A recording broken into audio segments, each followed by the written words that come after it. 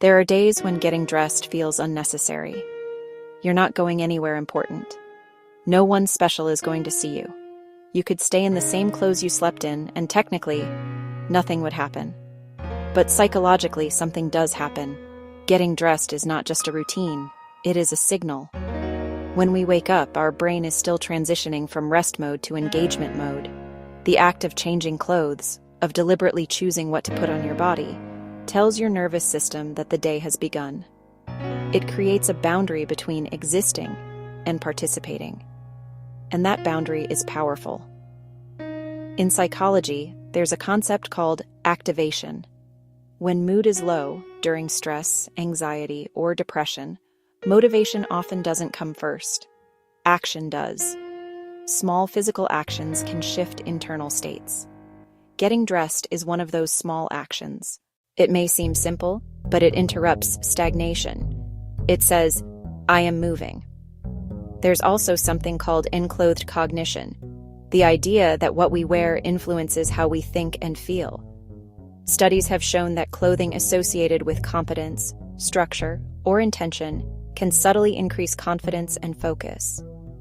When you change from sleepwear into something intentional, your brain registers a shift in identity. You're no longer in rest mode. You're stepping into a role, even if that role is just someone taking care of themselves today. That shift matters.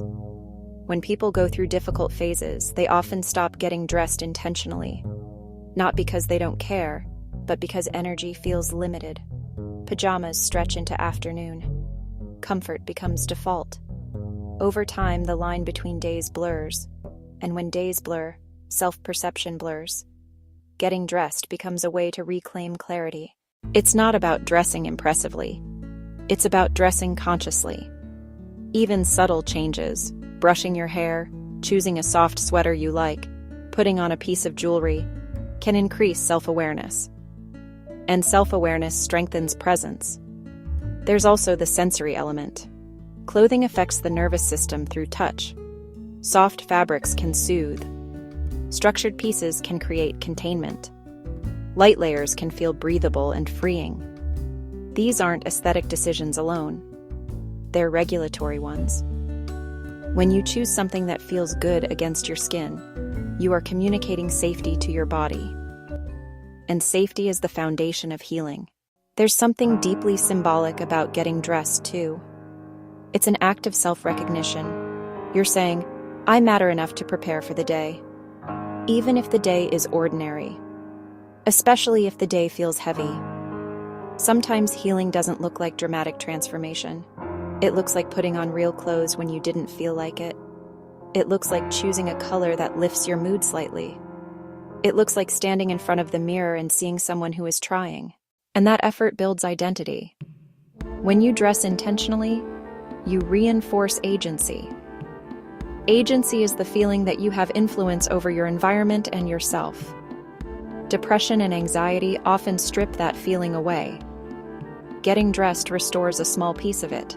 It says, I can choose. And choice is powerful. And it's important to say this gently.